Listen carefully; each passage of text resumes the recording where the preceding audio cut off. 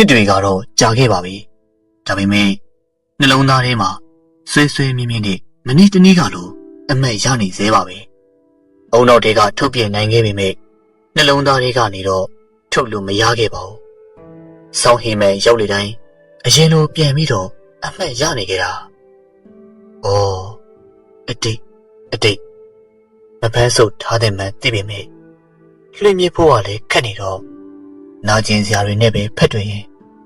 ဒီမနေ့လေကျွန်တော်တို့ကိုလွမ်းနေမိတော့မှာပဲလွန်ခဲ့တဲ့နှစ်ငယ်ကာလကဒီဇင်ဘာရဲ့ချင်းမှုတန်ကိုအန်တုကကြောဘူးအိတ်လေးတစ်လုံးလွှဲလို့မြို့ဝဲလန်းကကားကိစီကျွန်တော်ပြေးလွှားခဲ့ပါတယ်စိတ်ထဲမှာတော့ကားမိပါစေလို့ဆုတောင်းရင်းနေပါ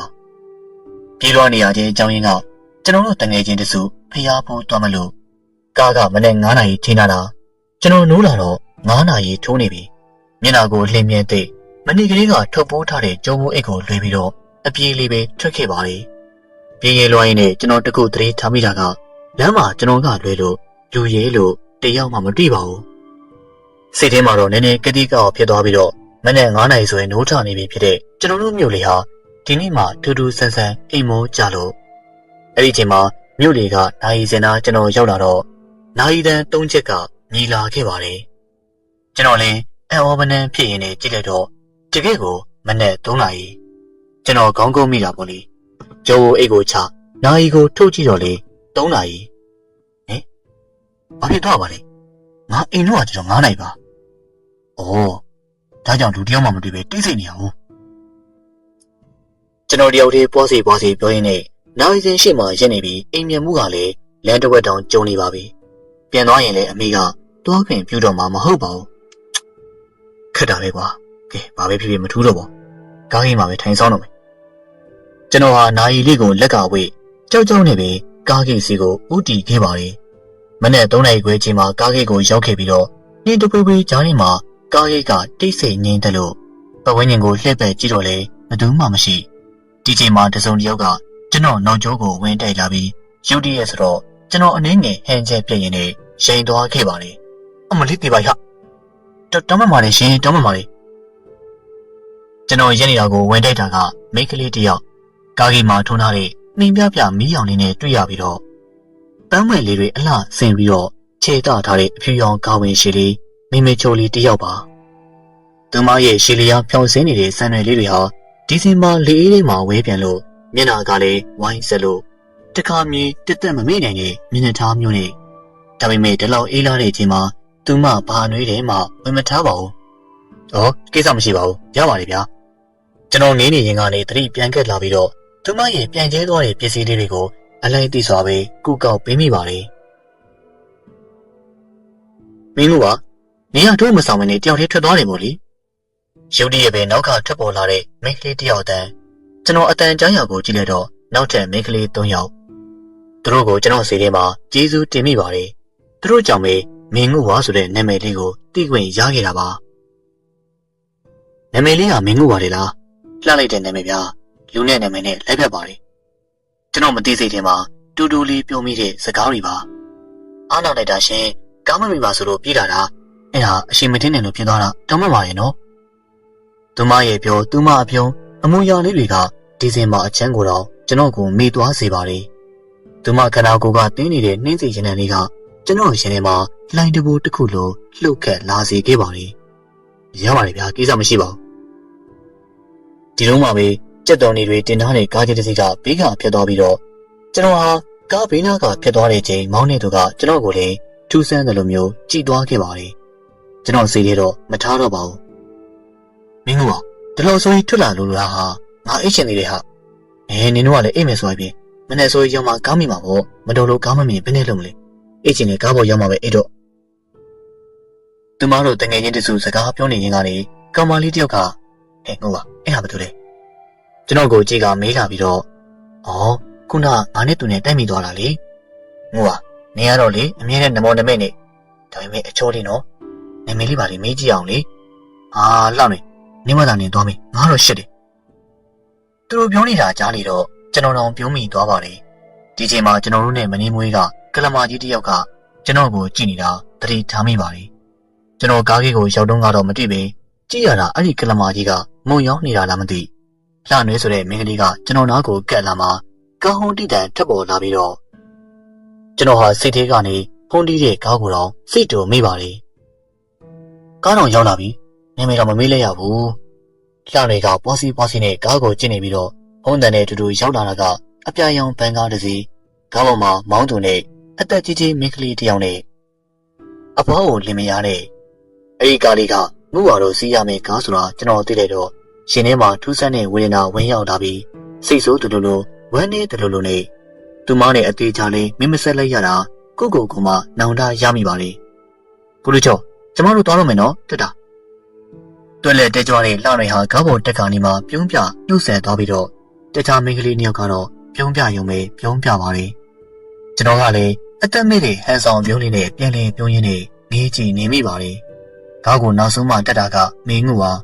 သူမကားပေါ်တက်ကနေမှလှည့်ကြည့်ကပြုံးစီးနဲ့ကားပေါ်တက်သွားပြီးကျွန်တော်မှတော့ဝေဒနာတွေကိုရင်မပိုက်လို့နှုတ်မဆက်ခြင်းပဲနှုတ်ဆက်လိုက်ရပါတယ်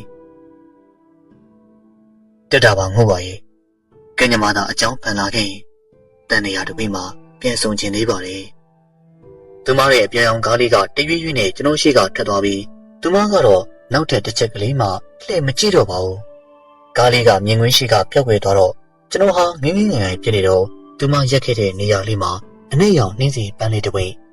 ကျွန်တော်ဟာသူမရဲ့အမတ်တရလေးဖြစ်နေနှင်းစီပန်းလေးကိုကောက်ကကြည့်မိပြီးနှင်းစီနဲ့ဆိုတာရှားပါတဲ့ပန်းပါလေဟေးကောင်လေးစောနာဘယ်သူနဲ့စကားပြောနေရလဲတစ်ချိန်လုံးမှာစိုက်ကြည့်နေတဲ့ကလမာကြီးကရုတ်တရက်မေးလာပြီးကျွန်တော်တော့အနှင်းငယ်တော့လန့်သွားရပါတယ်ဟောစောနာလားကျွန်တော်ကောင်မလေးနဲ့စကားပြောနေရလေဟေးဟုတ်လားငါတော့နေရလွှဲပြီးတော့ဘယ်သူမှမမြင်ပါဘူးနင်းတယောက်တည်းပဲပြာကြီးပြာနဲ့လက်ပြလိုက်စကားပြောလိုက်နဲ့မျက်စိကိုနှောက်နေရပဲကျွန်တော်လာပြီးတော့နှောက်နေရတာစောနာကားတစ်စီးလုံးထွက်သွားတာမမြင်လိုက်ဘူးလားဗျပြီးတော့ဒီမှာကြည့်သူ့စီကကြကြံခဲ့တဲ့အနှဲရောင်နှင်းစီပွင့်ကျွန်တော်လက်ထဲကင်ထားတဲ့နှင်းစီပွင့်လေးကိုပြလိုက်တဲ့အခါမှာတော့နှင်းစီပွင့်မဟုတ်တော့ပဲတစ်ကိုင်းကြောက်လေးတကူအမလေးဗျာဒါဘယ်လိုဖြစ်တာလဲစောနာနှင်းစီပွင့်မှာနှင်းစီပါနှင်းစီငါကိုယ်တိုင်ကောက်လိုက်တာပါကောင်းလေနင်တို့တရေချောက်ခံနိုင်ရပြီအဲ့ဒါတရေတွေလူမဟုတ်ဘူးကျွန်တော်ငင်းနေပေမဲ့ကလမာကြီးပြောတာကခိုင်မာနေတော့စက်မငင်းဖြစ်တော့ပါဘူးဒီလောက်လာတဲ့မိန်းကလေးကဘယ်လို့မှတရေမှမဖြစ်နိုင်ဘူးလို့သာကျွန်တော်တွေးမိပါတယ်ကလမာကြီးကလည်းကျွန်တော်ကိုကြည့်ပြီးတော့ခေါင်းလေးလှုပ်ခါပြန်သွားပြီးကလမာကြီးထွက်သွားတော့ကျွန်တော်တစ်ကိုင်းကြောက်လေးကိုပြန်ကောက်မိပါတယ်ကလမာကြီးကပြောချင်ရပြောကထွက်သွားပြီမဲ့ကျွန်တော်မှတော့အပြင်းမရှိတဲ့မိကုန်းလေးနဲ့အဲ့ဒီညမှာတစ်ကိုင်းကြောက်လေးကိုင်းကရှင်းနေပြီးခဏနေတော့ကျွန်တော်တို့စီးရမယ့်ကားလေးကရောက်လာပါတယ်ကားစရာကကျွန်တော်အစိုးကြီးရောက်နေတာတွေ့တော့အံ့ဩစွာနဲ့မေးလာပြီးကျွန်တော်ဟာနိုင်မပြီးထွက်လာတဲ့အကြောင်းပြောပြီးတော့ငုဝါတို့ရဲ့ကားပုံစံကိုပြောပြီးတော့အဲ့ဒီကားကိုတွေ့မိမြင်မိလားလို့မေးတော့ဘယ်ကားမှမတွေ့ပါဘူးကွာငါတို့လာတာတိတ်ကိုဆုံးလို့ညာမသိဘူးကွာကျွန်တော်ဘာပြန်ပြောရမှမသိဒီတိုင်းပဲဟိုတေးတီတွေနဲ့ကားပေါ်ထိုင်နေလိုက်ပါတယ်ခရီးစဉ်တစ်လျှောက်လုံးမှာလေကျွန်တော်နည်းနည်းလေးမှမပြောခဲ့ပါဘူးမင်းငုဝါကိုနှလုံးသားတွေကရောအုံနောက်ထဲကပါထုံမရဖြစ်ခဲ့တာသူမအလှသူမပြုံးသူမအမူအရာတွေဟာကျွန်တော်အဖို့ကတော့ယုံနေစရာတစ်စက်ကလေးမှမရှိပါဘူးတငယ်ချင်းတွေကမပြုံမရှင်ဖြစ်နေတဲ့ကျွန်တော်ကိုကြည့်ပြီးတော့ဘာမှစိတ်ညစ်ရတယ်ကွာပျော်ပျော်နေစမ်းပါဒီလိုပြောလာခဲ့ပေမဲ့ကျွန်တော်ကတော့မင်းငုဝါမှမင်းငုဝါဖြစ်ခဲ့ပါတယ်အဲ့လိုနဲ့ခီးစဉ်ပြီးဆုံးလို့အင်ကိုပြန်လာခဲ့ရပြီးမင်းငုဝါကတော့နှလုံးသားထဲမှာနေရာယူထားဆဲပါပဲဒီနေ့တော့ရက်ွက်တွေကအဖိုးကြီးတယောက်ဆုံးမသွားတာနဲ့အတုပဘိုးဘအကြောင်းဖန်လာခဲ့ပြီးအဖိုးကြီးကကျွန်တော်တို့ရက်ွက်တောင်းကအပတ်စဉ်တနေ့နေ့နေတိုင်းဆုံးလောက်လို့တဲ့ဈေးရမှာဆုံးသွားခဲ့တဲ့အင်ယာမဲတယောက်ပါပိုင်ရှင်မဲအတုပရေးဆိုတော့အာယုဝနပုံညကာရီလို့ခေါ်တဲ့လူငယ်တွေဖွဲ့စည်းထားတဲ့ကျွန်တော်တို့အသင်းဖွဲ့ကအမြဲတမ်းဆောင်ရွက်ပေးရပါတယ်မတားတစ်ခေါက်ကျောင်းစီကောက်ဆိုတဲ့စကားပုံရှိတဲ့မှုကျွန်တော်ကလေအတုပလိုက်ဖို့တဲ့ကားပေါ်မှာငင်းငင်းလေးထိုင်ရတဲ့တုတ်တန်ကိုရောက်ခဲ့ပါတယ်ဒီလာယူတရဏဂုံတင်အတုပကိုမြေချပြီးတာနဲ့ပြန်မဲလှုပ်တဲ့အခါမှာတော့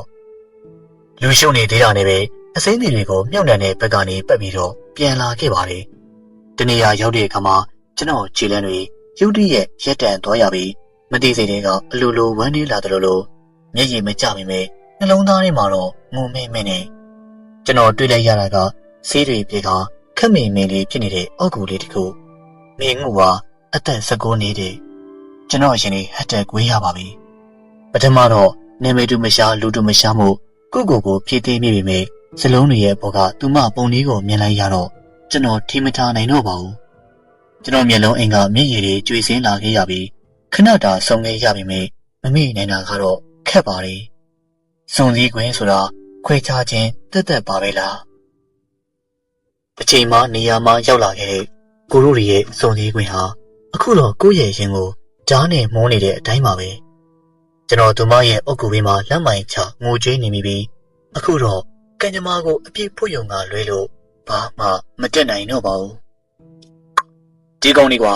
ဒါတက်ကလေးငယ်ကြတာနေနေအောင်ပေါ့ဒီနေ့ဘာညိုကြောင်းမင်းတို့ကောင်းကောင်းသိစေရမယ်ရုတ်တရက်ပဲကျွန်တော်ဘေးကဖြတ်သွားတဲ့လူတစ်ယောက်ကမကြည့်မနဲ့ပြောနေတာကိုနားထဲမှာကြားလာရပြီးတော့ကျွန်တော်မကြည့်ဖြစ်ပါဘူး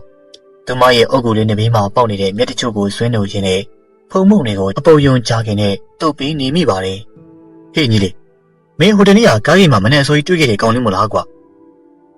ရုတ်တရက်မေးလိုက်တဲ့စကားကြောင့်မျက်ရည်တွေတုတ်ကကြည့်လိုက်တော့ကျွန်တော်မသိတဲ့ဒဇင်းတယောက်ဟုတ်ပါတယ်ကိုဒါနဲ့ကျွန်တော်ဘယ်လိုသိရလဲဗျအခုကျွန်တော်တခါမှမတွေ့ဘူးပါဘူးအေးလားဒီဘက်ကိုလာကွာလူစင်းကကျွန်တော်ကိုအုတ်ကူလေးရဲ့ပြင်ဘက်ကိုခေါ်လာပြီးဘာကြောင့်လဲမသိကျွန်တော်လိုက်လာမိပါတယ်ညီလေးအဲ့နေရာမင်းငု့ဝါတွေ့ခဲ့ရမလားဗျာအကူကငု့ဝါသိလို့လားသိတာပေါ့ကွာဒါပေမဲ့ငု့ဝါဆုံးသွားတာ6နှစ်နေပါရှိပြီကွာဗျာဟုတ်တယ်ငါညီငု့ဝါဆုံးသွားတာ6နှစ်နေပါရှိပြီကားမတော်တဆမှုနဲ့ဆုံးမသွားတာကွာလွန်ခဲ့တဲ့6နှစ်နေပါငု့ဝါနဲ့သူ့တငယ်ချင်း3ယောက်မင်္ဂလာဆောင်တစ်ခုသွားရင်းနဲ့ကားမတော်တဆမှုနဲ့ငု့ဝါရောတငယ်ချင်းတွေရောကားပေါ်ပါလာတဲ့သူအားလုံးတိတ်ဆုံးသွားခဲ့တယ်အပြာရောင်ဗန်ကားလေးကိုမင်းတွေ့လိုက်တယ်မလားကျွန်တော်အဲ့ဒီသင်းကိုလန့်ပြန်သွားပါလေသူဘာလို့ဒီလောက်ထိတင့်နေရလဲအကူကဒါပေအကုန်လုံးဘယ်လိုလုပ်တင့်နေရလဲအကူကဘာတူလဲဟုတ်တယ်ငါကြီးအကူအဲ့ဒါအကုန်လုံးသိတယ်ဘာကြောင့်သိတာလဲဆိုတော့ငို့ကအကူရဲ့ညီမဝမ်းခွဲမို့လို့ပဲပြီးတော့ညီလေးကိုအကူသိတာလေအဲ့ဒီနေရာဖြတ်သွားတဲ့ကောင်မောင်းတာအကူပဲကွာအကူအဲ့ဒီနေမှာစကားပြောချင်ပေမဲ့အရေးပေါ်ကိစ္စတစ်ခုကြောင့်အကူမပြောနိုင်ကြဘူးငို့မှာဘယ်လိုဝေကျွေးတွေရှိနေသေးလဲတော့အကူမသိပါဘူးကွာဒါပေမဲ့ကုသိုလ်တွေဘလောက်ပင်လှုပ်လို့အကူရောတချို့ကားသမားတွေရောငို့အောင်တွေ့နေရတယ်ငါကြီးဟိုနေကငါကြီးတွေ့တယ်လို့ပေါ့ကွာအဲ့ဒီအပြာရောင်ဗန်ကားနဲ့ညီမလေးငို့ပါတော့တချို့လူတွေကတွေ့ရတယ်တဲ့ပထမတော့အကူလေးမယုံပါဘူးကွာဒါပေမဲ့တခါတော့အကူကိုယ်တိုင်တွေ့ရမှယုံသွားတာဒါပေမဲ့ငို့ကအကူမမှတ်မိတော့ဘူးကွာငို့ဆုံးသွားတဲ့နေ့ကိုရောက်တိုင်းမိသားစုဝင်တွေကငို့အတွက်အမြဲတမ်းကုသိုလ်လုပ်ပေးပါလေကွာနောက်ထပ်6ရက်ဆိုရင်သူဆုံးတဲ့နေ့ကိုရောက်ပြီလေမင်းလည်းလာချင်လာခဲ့ပေါ့ကွာတစိမ့်လူကကျွန်တော်ကိုလိပ်စာကလေးထုတ်ပေးသွားပြီးတော့အနားကနေထွက်သွားပါတယ်ကျွန်တော်ဘာစကားမှမပြောနိုင်ပါဘူးတကယ်လို့သူကကျွန်တော်နဲ့ငု့ပါဘယ်လိုပတ်သက်နေလဲလို့မေးလာရင်ကျွန်တော်မှဖြေစရာအဖြေကမရှိပါဘူးငု့ပါရဲ့ဘဝတစ်ခွေမှာခဏလေးတွေ့ရပြီမေမင်းမရှိတော့ဘူးဆိုတဲ့အမှန်တရားခါတီလုံးလာတယ်ကွာအချိန်လွဲမစွာတွေ့ခဲ့ရတဲ့အတွက်ကံတရားကိုပဲအပြစ်တင်ရမလားခဏတာလေးပဲတွေ့ဆုံခဲ့ရပြီမေမင်းရဲ့အပြုံးမင်းရဲ့အမူအရာမင်းစကားတန်လေးဟာကိုယ်နှလုံးသားမှာထာဝရရှင်သန်နေခဲ့တာပါငို့ပါရဲ့ဘလို့ပဲဖြစ်ဖြစ်ကံတရားဟာကိုယ့်ဘက်မှာရှိခဲ့လို့ဆုံခွင့်ရမယ်ဆိုရင်မင်းနဲ့ကိုမြို့ဝင်လမ်းလေးမှာတစ်ခါလောက်တော့ပြန်ဆုံချင်ပါတယ်ငို့ပါရဲ့ကျွန်တော်ဟာလိပ်စာကလေးကိုကြည့်ရင်နဲ့စီးကြလာတဲ့မျက်ရည်တွေကိုတုပ်အဲ့ဒီနေရာကထွက်ခဲ့ပါတယ်ငို့ဟာကောင်းရမွန်ရရောက်ပါစေလို့ဆုတောင်းရင်းနေပါပြည်သူ့အားလုံးမင်္ဂလာပါခင်ဗျာဇလံကောင်းများစွာကိုတင်ဆက်ပေးလျက်ရှိကျွန်တော်ရဲ့ Army Scary Story ကနေပြီးတော့မှဒီနေ့မှလည်းပြည်သက်တို့အတွက်ဇလံကောင်းလေးတစ်ပုဒ်ပြောပြတင်ဆက်ပေးကြပါမယ်ဟုတ်ကဲ့ဇလံလေးကတော့ရက်လည်မလို့တော့အာသူပါဆိုတဲ့ဇလံလေးပဲဖြစ်ပါတယ်ဗျာ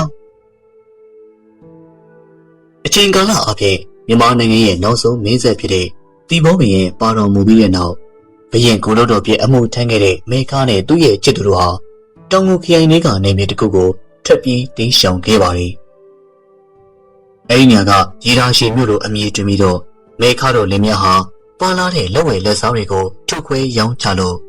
့လူလက်တစ်ဖက်စာမကားတဲ့ကျုံးတိုင်လုံးတွေနဲ့ဆောက်လုပ်ထားတဲ့အင်ကြီးကိုဝယ်ယူနေထိုင်ခဲ့ပါတယ်။အဲဒီဒေသမှာကရင်နီလက်နက်ကိုင်းတွေရှိတာကြောင့်အင်္ဂလိပ်အုပ်ချုပ်မှုကအလံဝေးခဲ့ပြီးမိခါတို့လင်မြဟာဒေသခံလူတွေနဲ့အစဉ်ပြေအောင်ပေါင်းသိနေထိုင်ကြတာကြောင့်သူတို့ရဲ့ဘဝလေးဟာတာယာဆိုပြေခဲ့ပါတယ်။မကြခင်မှာပဲမိခါမှာကိုဝင်ရှိလာခဲ့ပြီးတော့မောင်မြလို့ခေါ်တဲ့တားလေးတယောက်ဖွားမြင်လို့လာပြီးအရွယ်ရောက်တဲ့အခါမှာအင်းမုံနဲ့ထွင်းမုံလို့ခေါ်တဲ့ညီမနှစ်ယောက်တည်းကအကြီးဖြစ်တဲ့အင်းမုံနဲ့အိမ်တော်ကြလို့တအုံးမီဆိုတဲ့သမီးလေးတယောက်မွေးဖွားပေးခဲ့ပါတယ်။မိဘလေးအတမကချေရတဲ့သမီးဦးမို့တအုံးမီလို့ခေါ်တွင်ပြီးဒါပေမဲ့သူတို့မိသားစုရဲ့ပျော်ရွှင်ဟင်းဟာတည်မြဲမှုတော့မရှိခဲ့ပါဘူး။ဘာကြောင့်လဲဆိုတော့တအုံးမီရဲ့မိခင်အင်းမုံကအမျိုးသမီးယောဂါနဲ့ကွယ်လွန်သွားခဲ့ပါတယ်။ဒီကမှာအင်းမုံရဲ့ညီမထွေးမုံကပဲဒူမကိုပြုစုထိန်းချောင်းရပြီးမောင်မြဟာသမီးလေးကိုထိန်းချောင်းဂရုစိုက်ပေးတဲ့ခေမဖြစ်သူကိုကျေးဇူးတင်နေခဲ့ပါတယ်။နောက်ဆုံးတော့ထွေးမုံရဲ့မိဘတွေကလည်းတမက်ဖြစ်သူကိုချစ်ခင်ကြတာကြောင့်အငိမ့်မှာထွေးမုံကို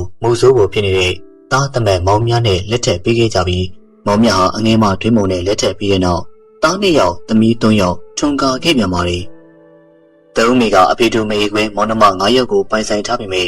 ရိုးရိုးထွေးထွေးသိမရှိပေမာနကြီးစွာတယောက်သေးပေးနေပါတယ်။ဖခင်ဖြစ်သူဦးမြကလည်းသမီးအကြီးဆုံးလေးမို့တအုံးမီကိုအရင်ချစ်ပြီးတအုံးမီရဲ့မိခင်တေဆုံးသွားတာကြောင့်လည်းသမီးလေးပေါ်မှာဂယုဏတက်လို့အဆဆရရလူရင်းမရှိဖြည့်ဆည်းပေးခဲ့ပါတယ်။အတော်ဖြစ်သူထွေးမုံကလည်းတအုံးမီကိုတူမလေးဆိုပေမဲ့ငယ်စဉ်ကထင်းချောင်းလာတာကြောင့်မိခင်တေဆုံးသွားတာကြောင့်အားငယ်နေမှာဆိုပြီးသားသမီးအရင်နေထတောင်အဆဆရရဦးစားပေးခဲ့ပါတယ်။ဒါကြောင့်မဲလာမသိတအုံးမီကမာနာကြီးကဘာသာတရားကိုလည်းတက်ဝင်ယုံကြည်မှုမရှိပါဘူး။သမီးကြီးတအုပ်ကြီးဒီနေ့ဥပုံလေးကိုဖေးထားသွားရအောင်။ဟာအမေထွေးရလေသမီးမလိုက်ချင်ဘူး။အလူတန်းပြတ်ရုံနဲ့မချမ်းသာဘူးမေ။ကိုစီးပွားရေးပဲလုပ်ရမှာ။ဖေးဟာကူတာမဟုတ်ဘူး။ခေါင်းမလိုက်တာသမီးရဲ့အမေထွေးနေအောင်ဘယ်လိုများဆုံးမရမလဲ။ကဲပါအမေသွားစားရှိတာသွား။ဩအငယ်ဆုံးခင်ထွေးလေးကိုလည်းမထားခင်နေတော့သမီးကလေးမထိန်ချင်ဘူး။သူကကလေးကိုလည်းမချစ်တဲ့အပြိုရွယ်မှာအငယ်ဆုံးညမခင်ထွေးလေးကနှစ်သမီးပဲရှိသေးပြီးမကြခင်မှာသူနဲ့အမြဲတူတူတအူးဆိုတဲ့သူနဲ့အိမ်တော်ကြာသွားခဲ့ပါတယ်။တအူးကသူမိမနဲ့ဆက်ညင်စွာကလေးတွေကိုလွန်စွာမှချစ်ပြီးတော့အဖေတို့မိခွေတအူးမေရဲ့အငယ်ဆုံးညမခင်ထွေးလေးကိုချီပိုးထိန်းချောင်းတတ်ပါတယ်။မိမိဦးစီလာပါအောင်ကွ။မိမိတို့ဦးကမုံဝင်လာတယ်။မိသမီးလေးခင်ထွေးလိုမျိုးချစ်ကြကောင်းတဲ့ကလေးလေးမွေးပြီနော်။အိုးရှုပ်ရှုပ်ရှက်မွေးကြမအောင်ကလေးဆိုရင်မုန်းတယ်။မေကကိုညမကိုတော့ထိန်းတာမဟုတ်ဘူးနော်။မိမဖြစ်သူစကားကြောင့်တအူးတယောက်တက်မကြီးကိုတစ်ချက်ချမိပါတယ်။ခင်တွေဟာတအူးရဲ့လက်မှာပဲကြီးပြင်းခဲ့တယ်လို့ဆိုရင်လေမမှားပါဘူး။တအူးကအလုပ်ကိုလည်းလွန်စွာမှစူးစမ်းပြီးတော့မကြခင်မှာသူတို့လင်များကတောင်ငူမြို့မှာရွှေကြားပြန်နာမည်နဲ့စိတ်လိတ်ခုံကြီးတကူတီထောင်ခဲ့ပါတယ်။တောင်ငူမှာအခြေချကခင်တွေရှိတဲ့ရေလာရှင်မြို့ကိုတိတ်မလာဖြစ်တော့ပဲတအူးတို့ရဲ့စိတ်လိတ်ခုံလုပ်ငန်းကအောင်မြင်လာခဲ့ပါတယ်။ဒီမယားနှစ်ယောက်စလုံးအလို့အင်မတန်စူးစမ်းကြတာကြောင့်စစ်လိတ်လုပ်ငန်းကပိုပြီးတော့အောင်မြင်တယ်လို့ပြောရမှာဖြစ်ပြီးတော့ဟင်မင်းမကိုဝင်ရှိနေလားကွာမသိပါဘူးယောက်ျားရဲ့ရင်းနေတုံပြီးတော့မူးနေလို့ဟေးဟုတ်လားငါဆရာမခေါ်လိုက်မယ်ကွာမင်းအိပ်ရတယ်မှာအေးစိနားနေနော်ကလေးလိုချင်လာတဲ့တအူးတယောက်ပြောနေသလောက်သူကတော့လွန်စွာမှစိတ်ဆင်းရဲနေပြီးဆရာဝန်ရောက်လာကစမ်းသက်ပေးတဲ့အခါမှာတော့ဟာကိုတဲ့ခင်ဗျားမင်းမကိုဝင်ရှိနေပြီဗျဆရာဝန်ရဲ့စကားကြောင့်တအူးတယောက်အပြောလွန်နေသလောက်သူမကတော့စိတ်ညစ်နေတာကလေးတယောက်ကိုမွေးရမှာကိုတွေးကြည့်တိုင်းအော်ကလေးစနေပြီးတော့ကလေးပစ္စည်းနေတာရေးလေးကိုအလွန်ယုံတဲ့သူကကလေးပြက်ကျသွားပါစေလို့အကြိမ်ကြိမ်ဆုတောင်းမိပါတယ်။တအူးကတော့ပျော်လွန်းတာကြောင့်စိတ်လိတ်ခုံကလူသမားတွေကိုတော့မုံဟင်းကတော့ချက်ကျွေးလိုက်ကြပြီးတော့ဒီလိုလူသမားတွေကိုကျွေးမိတာကထူးဆန်းလာပြီးဘာကြောင့်လဲဆိုရင်လင်မယားနှစ်ယောက်စလုံးကလုပ်ငန်းမှာသာအောင်မြင်ပေမဲ့လူချင်းတန်းချင်းကလုံးဝမှမရှိတအူးရဲ့ကျွေးမွေးမှုကြောင့်တအူးမေဟာကလေးကိုပို့ပြီးတော့အမြင်ကက်လာပြီးသူ့ယောက်ျားကကလေးကိုတဲတဲလှုပ်လေသူကလည်းပို့ပြီးတော့မလို့ချင်နေဆူတောင်းပြေးလာလားတော့မသိမိခင်မြစ်တာကကလေးခံစားမိတာလားမပြောတဲ့ကိုဝင်9လမှာတားလေးကရှော့သွားခဲ့ပါတယ်တအူးတယောက်သူမိမကိုဝင်ပြက်ကြတာကြောင့်ယူမတက်ခံစားခဲ့ရပြီးယောက်ျားတမဲမျက်ရည်လေရွှေဖြစ်ခဲ့ရပေမဲ့မိန်းမကတော့အပြုံးမပြတ်ပါဘူးအစကလေးကမလို့ချင်တဲ့ကလေးမို့ပြက်ကျသွားတာကိုပြောနေသေးပြီးတော့နောက်ပိုင်းသူမှာကိုဝင်ဆောင်ခြင်းမရှိတော့ပါဘူးအိမ်တော်ကြီးဟာသားသမီးမထွန်းကားပဲနဲ့ပြင်းရည်စွာပြတ်တန်းခဲ့ရပြီးတယောက်နဲ့တယောက်တန်ရုံးစင်ပူးတွဲလာတယ်ဆိုရင်မမားပါဘူး ကျုံးလေးအောင်လိုက်တာမိမရအသက်ရှူတော့မဝတယ်လို့ပဲတမားတို့လည်းပြတာစုံနေပြီနော်ဘာယောကမှလည်းမသိဘူးယောက်ျားတော်တာတကူအပြင်ကျုပ်တော့သိမလားပဲဒီစိလိခုံကြီးတော့မရှိမဖြစ်ဘူးကျုပ်တယောက်တည်းလည်းဦးစီးပြီးတော့မလုပ်နိုင်ဘူးယောက်ျားရဲ့အေးပါကွာငါမသိပါဘူးခကျိုးအောင်နေအောင်တာပါဒီတခါတော့ဗမာဆရာနဲ့ပြချင်းကောင်းမယ်ထင်တယ်တဦးတယောက်တချောင်းချောင်းနဲ့ဝေဒနာကတနေ့တခြားပိုဆိုးလာပြီးတော့တန်ရင်တမားတော်နဲ့ပြသတဲ့အခါမှာညစ်ပွားနာလို့သိရပြီးအခုခေတ်ပြောရမယ်ဆိုတော့အဆုတ်ကန်စာညရဲ့ဂရီဘာအနှိတ်ရောင်ပေါ်ပေါ်ကြီးကလောကတစ်ခုလုံးကိုလွှမ်းခြုံထားလေတော့ပဝင်းကျင်ကပိမ့်ပိတ်အောင်မှောင်းနေပြီးအိမ်နဲ့ညမှာပဲခူးတွေကလည်းဆွဲဆွဲငင်ငင်နဲ့ဦးနေပါလေငါမရတော့တင်နေမိမကြီးငါကြိုးရတယောက်ယောက်ဆွဲဆုပ်ထားသလိုတင်းပြီးတော့အောင့်နေတာအသက်တော်မရှူနိုင်တော့အာဒီတာပေါင်ယောက်ျားရဲ့ကျုပ်ကုံမိုးတွေလည်းပြီးအောင်ပါဒီလိုငင်းတစ်ခုလုံးကျုပ်တော်တယ်ဘလို့ဦးစီးရမှာလဲတဦးတယောက်မိမဖြစ်သူကိုစိတ်မကောင်းစွာကြည်ရင်းနေပြီးငြိမ်သက်သွားခဲ့ပါလေယူဒီရဲ့အိမ်ထဲမှာခွေးဟူတန်ကြားလိုက်ရပြီးမောင်ပေလေးတယောက်လန့်ပြန်နိုးလာပြီးတော့ရွှေကြားပြန်စိမ့်လေးဖြန့်ချီရေးလုပ်ငန်းကိုအကြီးကဆောင်ရွက်နေသူအခုတော်တတိနေမကောင်းတာကြောင့်သူကဦးစီးလုပ်ကိုင်ပြီးရပြီးဒီနေ့လေ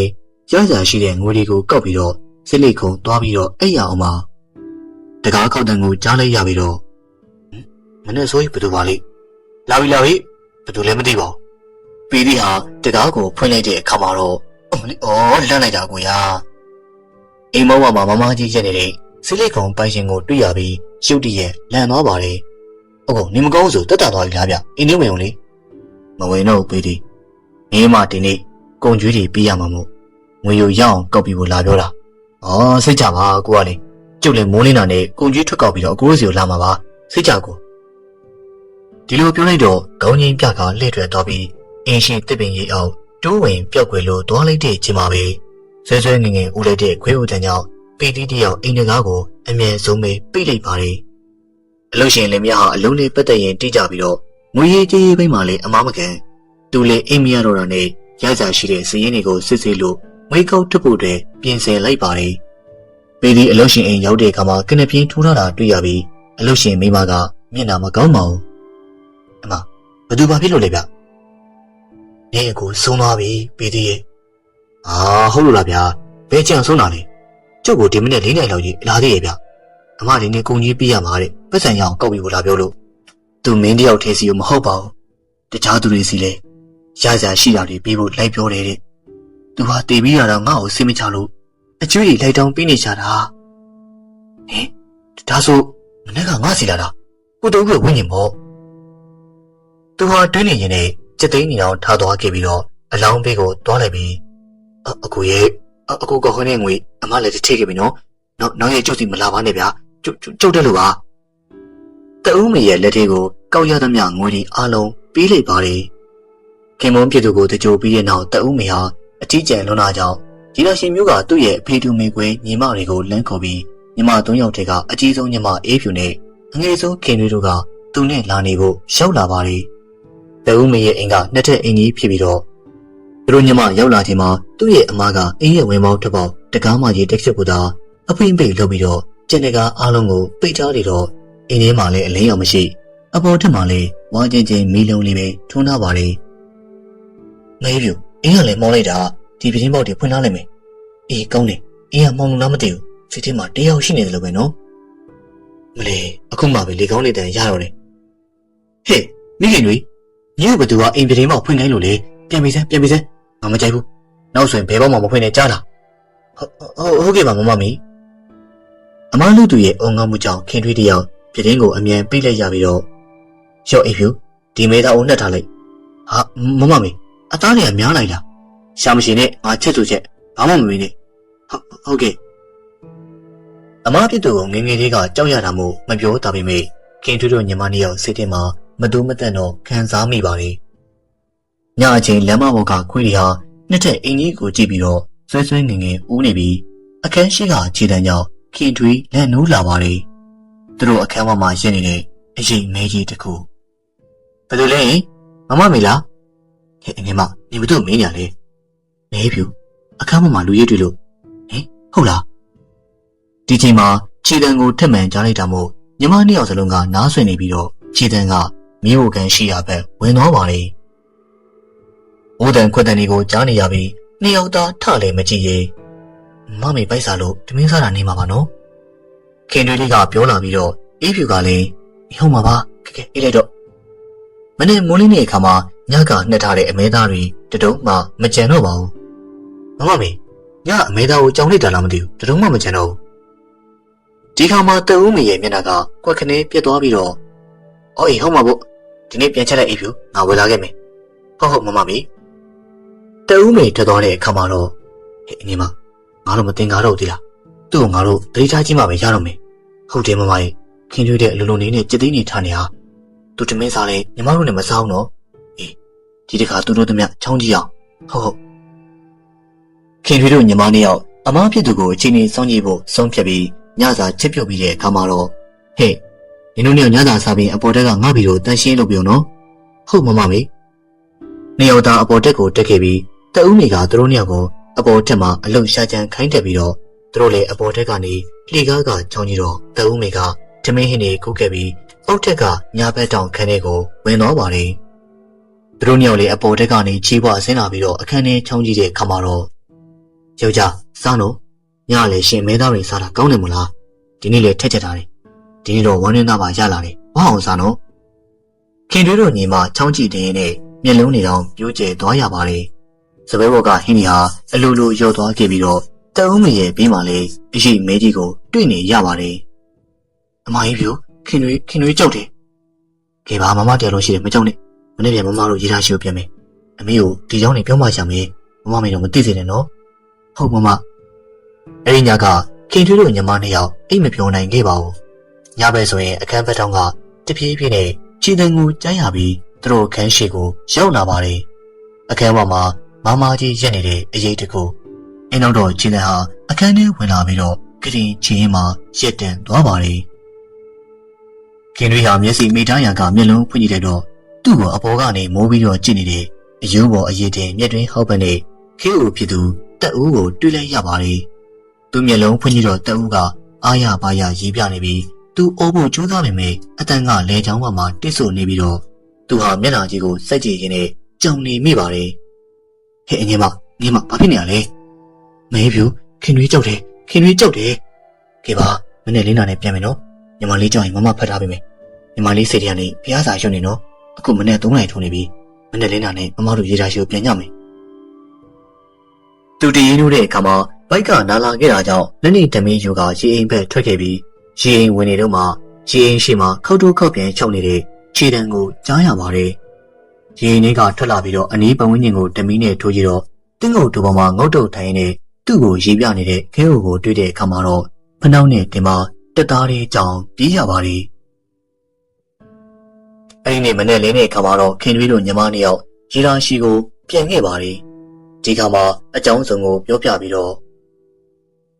မိုက်လိုက်တဲ့တအူးမလုံကောင်းတာတွေလုပ်နေတယ်ကြာရင်ဘလောက်ထိအန်ရရှိလဲဆိုတော့မသိဘူးလားမသိဘူးမဖြစ်ဘူးအဖေတို့လိုက်သွားမှရမှာကဲထွေးမို့ငါတို့တော့သမီးကြီးနောက်ကိုလိုက်သွားရမယ်ဟိမင်းနဲ့သားနှစ်ယောက်ပါခေါ်သမီး၃ယောက်ကတော့အိမ်မှာနေခဲ့ပါစေကိုဖုံးများတို့၄ယောက်တောင်ငူကိုလာခဲ့ကြပြီးတအူးမြေအကြောင်းကိုစုံစမ်းကြည့်တော့ခင်မုန်းဖြစ်သူရဲ့ရက်လေစွန်းတော့တရားနာတော်မလုပ်ပြရသေးကြောင်းသိရပါတယ်အင်ကြီးကိုလည်းအမြဲပိတ်ထားပြီးခွေးတွေကလည်းညဘက်ဆိုရင်အဲ့ဒီအင်ကြီးကိုကြည့်ပြီးတော့ဦးကြတဲ့အကြောင်းအိမ်ဝိုင်းထဲမှာလမ်းလျှောက်သွားနေတဲ့တအူးကိုလည်းတွေ့ရတဲ့အကြောင်းပိတ်ထားတဲ့အခန်းထဲကိုတဒုံထုလိုက်တော့ဘသူတွေလဲအဖေတို့ပါသမီးအင်ဒီကားပင်သွားခဲ့ပြီးတော့သမီးဖြစ်သူကိုကြည့်ရင်လည်းစိတ်မကောင်းဖြစ်သွားရပါတယ်အသားတွေဖြူခဲ့ပြီးတော့ဘူဒီဘက်တွေဖြစ်နေတဲ့တအူးကိုကြည့်ပြီးတော့မိဘနဲ့မောင်ဖြစ်သူတွေဟာစိတ်မကောင်းကြပါဘူးသမီးဘာလို့ဒီလိုလုပ်နေရလဲကွယ်ဘာလို့လဲဖေသမီးဘာလို့လဲဘာလို့သမီးယောက်ျားရဲ့ရက်လည်းမလုပ်တာလဲသူကသမီးနဲ့နေနေတာလေဖေကိုတအူးကသမီးကိုချစ်လို့သူတည်သွားတော့ဆုံးရှောင်နေရပဲသူကြောင့်ဘယ်သူမှသမီးကိုမစိုးကားရဲဘူးမလိမ်ရဲကြအောင်သမီးမှတွေ့တာကြားဆိုလို့သူတယောက်ပဲရှိတာဘာလို့အမဲသားတွေကြွေးပြီးတော့မွေးထားတာလဲသမီးရဲ့သမီးကျွဲအန်ရဲ့ကြီးလုံးနေဆိုတာသမီးမသိဘူးလားသူကြိုက်လို့ပေါ့ဖေသူရှာထားတဲ့ငွေနဲ့သူ့ကိုအမဲသားကျွေးတာစမ်းလာဖေသမီးရဲ့သူ့ကိုတကယ်ချစ်တယ်ဆိုရင်သူရှာထားတဲ့ငွေနဲ့ရဟန်းတန်ဃာတွေကိုပြီးလူရမယ်လေသူအခုလိုဘဝနဲ့နေရတာသမီးကြောင့်သူတပြေးပြေးနဲ့အသိဉာဏ်ပြောက်တိုင်းဒါတော့မခေါ်နိုင်ဘူးသမီးရဲ့ တကယ်လို့အဲ့ဒီချိန်မှာသမီးသာရုတ်တရက်တည်သွားရင်သူတယောက်တည်းဒီလိုဘဝဆိုးကြီးနဲ့ကြံနေခဲ့လိမ့်မယ်သူ့ကိုကျွမိမဲ့သူမရှိရင်စားရမယ်တောက်ရမယ်ဘဝနဲ့အင်မတန်မှတနာစရာကောင်းပါမောင်တအုပ်ကစိတ်ရင်းကောင်းပါလေကွယ်ဒီချိန်သူ့ကိုကုသိုလ်ပြုအမျှဝေပေးမယ်ဆိုရင်ကောင်းရပုံကိုရောက်နေတယ်ကွယ်ဒါမှသမီးဟာသူ့အတွက်ဇနီးကောင်းပြီးသားမှာပေါ့အဖေပြောတာကိုနားထောင်ပါနော်ဒီကောင်မှပဲတအုပ်မိတယောက်ကျူးကျူးပေါင်းငိုခဲ့ပြီးကနဦးကခေါင်းမစွာညင်းခဲ့ပေမဲ့ဖခင်ဖြစ်သူရဲ့ကြကြလက်ကြနားချမှုကြောင့်သဘောပေါက်လာပြီးတော့ဒါဆိုသမီးဘာလို့ရမလဲဖေသူ့ကိုရက်လေဖို့ကလည်းလွန်သွားပြီစိတ်မပူနဲ့သမီးအဖေအားလုံးစီစဉ်မိမယ်ကဲဒါတို့အိမ်မြင်းပေါက်တွေကိုအကုန်ဖိတ်နေအမအင်းကိုတန်းရှင်းလို့ဒီမို့မင်းကတော့အပေါ်တက်ကဘုရားခန့်ကိုတေချာတန်းရှင်းလို့ဘုရားပန်းလေးလာသမီးရအဖေနဲ့ဘုန်းကြီးကျောင်းလိုက်ခဲ့တောက်ဖနေရောက်ဘုန်းကြီးကျောင်းကိုထွက်ခဲ့ပြီးဆရာတော်ကိုအကျိုးကြောင်းလျှောက်ထားလိုက်တော့ဆရာတော်ကတရားပြဆုံးမပါတယ်အရှင်မရဒါဆိုတော့မနေ့6နိုင်လောက်တပည့်တော်အိမ်ကိုကြောက်ဖို့အတွက်ဖိတ်ပါတယ်ဗျာသာဓုနောက်နေ့မနေ့မှာတော့တအုပ်မေတို့အိမ်မှာစွန့်တော့အမျှဝေတံကိုကြားရပြီးတာတို့ခေါ်လိုက်တဲ့အချိန်အိမ်ရှိမှရှိတဲ့ခွေးတွေဟာဆွဲဆွဲငင်ငင်နဲ့ဥလိုက်ပါတယ်ဝေကောင်းစားလာနေနဲ့ပြုံးရွှင်နေတဲ့ခေမုန်းဖြစ်သူကိုတွေ့ရပြီးတော့